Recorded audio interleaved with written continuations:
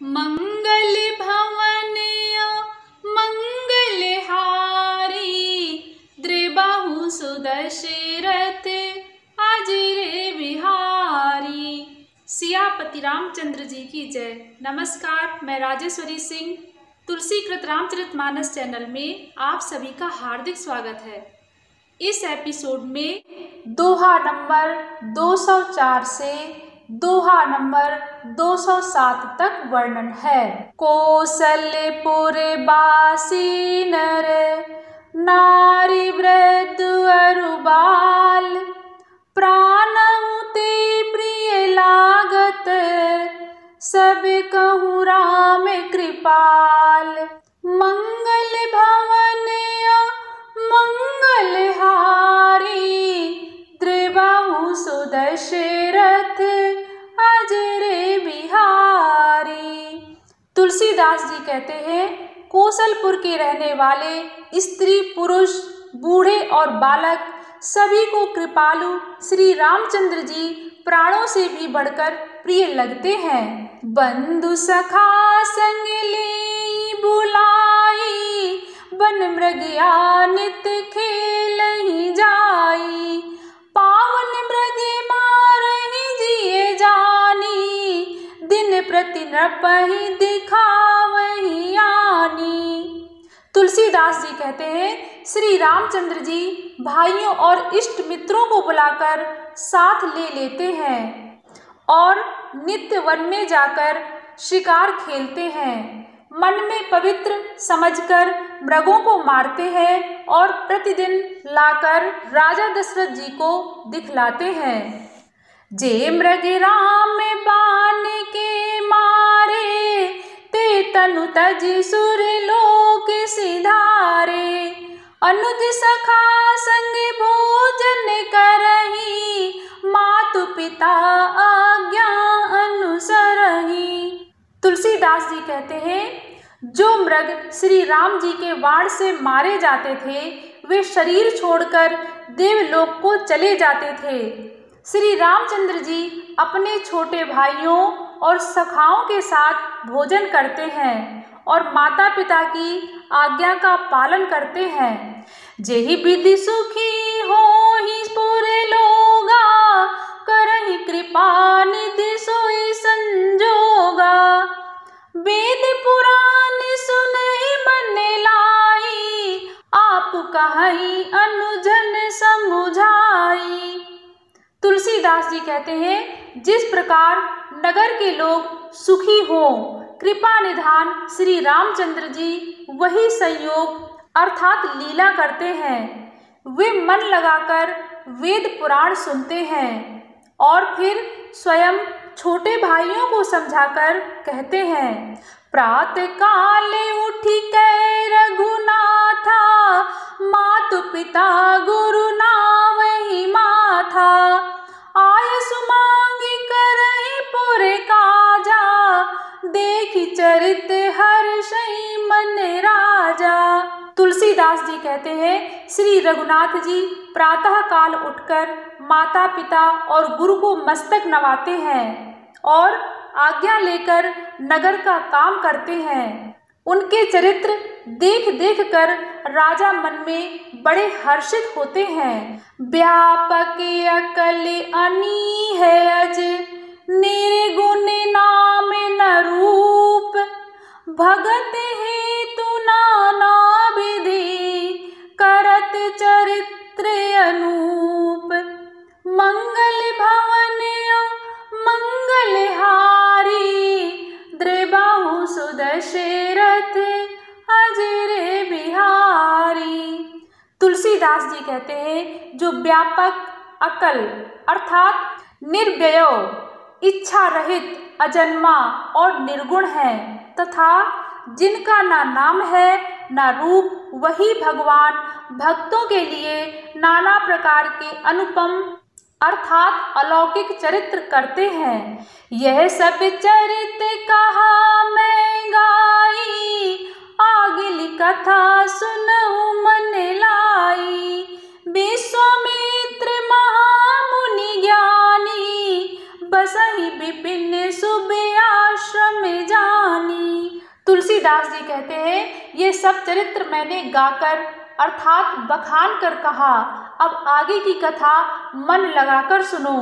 ज्ञानी महामुनि विश्वामित्र जी वन में शुभ आश्रम अर्थात पवित्र स्थान जानकर बसते थे। जहाँ जप यज्ञ जोगी मुनि करही, अति मारीच सुभा हुई डरही। देखत यज्ञ निशाचर धावही, करही उपद्रव मुनि दुख पावही। तुलसीदास जी कहते हैं, जहाँ वे मुनि जप यज्ञ और योग करते थे, परंतु मारीच और सुबाहु से बहुत डरते थे।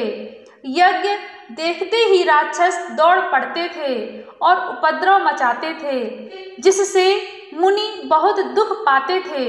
गाधि तनय मन चिंता व्यापी, हरि बिनु मरहि न निश्चर पापी।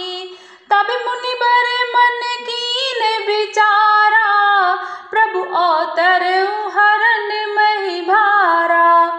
तुलसीदास जी कहते हैं, गाधि के पुत्र विश्वामित्र जी के मन में चिंता छा गई कि ये पापी राक्षस भगवान के मारे बिना न मरेंगे।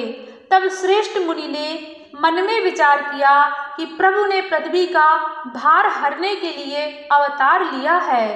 एहू मिस देखो पद जाई, कर बिनती आनो दो भाई। ज्ञान विराग सकल गुण ऐना, सो प्रभु मैं देखब भरी नैना।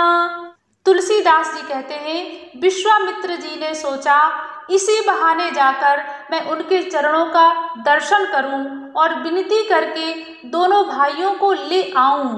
आहा, जो ज्ञान वैराग्य और सब गुणों के धाम हैं, उन प्रभु को मैं नेत्र भरकर देखूंगा। बहुविधि करत मनोरथ, जात लागी नहीं बार। करि मज्जन सरहु जल, गए भूप दरबार। मंगल भवन मंगलहारी, द्रिबाहु सुदशरथ अजर बिहारी। तुलसीदास जी कहते हैं, बहुत प्रकार से मनोरथ करते हुए जाने में देर नहीं लगी। सरयू जी के जल में स्नान करके वे राजा के दरवाजे पर पहुँचे। मुनि आगे मन सुना जब राजा, मिलन गयौ लय विप्र समाजा। कर दंडवत मुनि सन्मानी, निज आसन बैठा रही आनी। तुलसीदास जी कहते हैं, राजा ने जब मुनि का आना सुना, तब वे ब्राह्मणों के समाज को साथ लेकर मिलने गए और दंडवत करके मुनि का सम्मान करते हुए उन्हें लाकर अपने आसन पर बैठाया। चरण पखारी कीने अति पूजा, सो समय आजु धन्य नहीं दूजा। विविध भांति भोजन करवावा, मुनि बर हृदय हर्ष अति पावा। तुलसीदास जी कहते हैं, चरणों को धोकर बहुत पूजा की और कहा, मेरे समान धन्य आज दूसरा कोई नहीं है।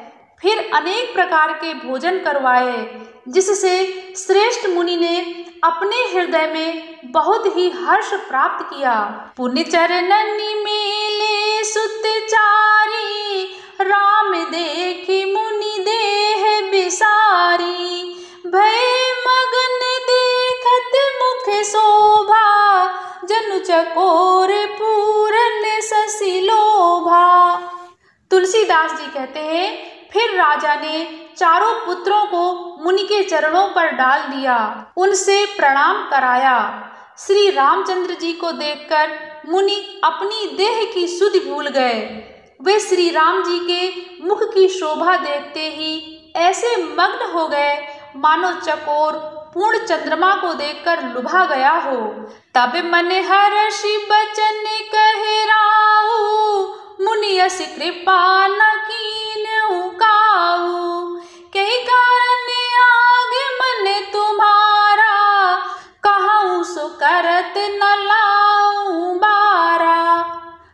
तुलसीदास जी कहते हैं, तब राजा ने मन में हर्षित होकर ये वचन कहे, हे मुनि, इस प्रकार कृपा तो आपने कभी नहीं की।